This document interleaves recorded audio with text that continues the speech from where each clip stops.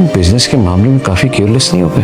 तुम्हारा इंतजार कर रहा था। सिर्फ और सिर्फ इसे समीन की फिक्र है। इरा तक को भूल गया ये नहीं है कि हमें कितना बड़ा लॉस हुआ। इतनी इंपॉर्टेंट मीटिंग छोड़ के बगैर मुझे इन्फॉर्म किए तुम क्यों थक रही हो, क्यों एक्टिंग कर रही हो? कोई नुकसान नहीं हुआ है। एक लफ्ज नहीं सुन सकता ये अपनी बीवी के बारे में। चुप कर जाओ बस।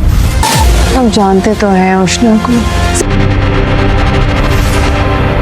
शादी करूंगी तो किसी अमीर लड़के के साथ करूंगी, नहीं तो नहीं करूंगी। आवाज नीचे तक लगा कर बैठी, आपके करीब भी रह पाऊंगी और आपकी असिस्टेंट बनके ऑफिस का काम भी सीख पाऊंगी। रिश्ता था ना, उस रिश्ते से उसने इनकार कर दिया। इसी बात पे दोनों के बीच में बहस हुई। कहते हैं कि अम्मा को वो रिश्ता बहुत पसंद था और अम्मा की तबीयत अचानक से खराब हो गई। फाइनेंशियली हेल्प कर सकते हैं, और जो कि यकीनन तुम कर चुके हो। मॉरल सपोर्ट से क्या होगा इधर?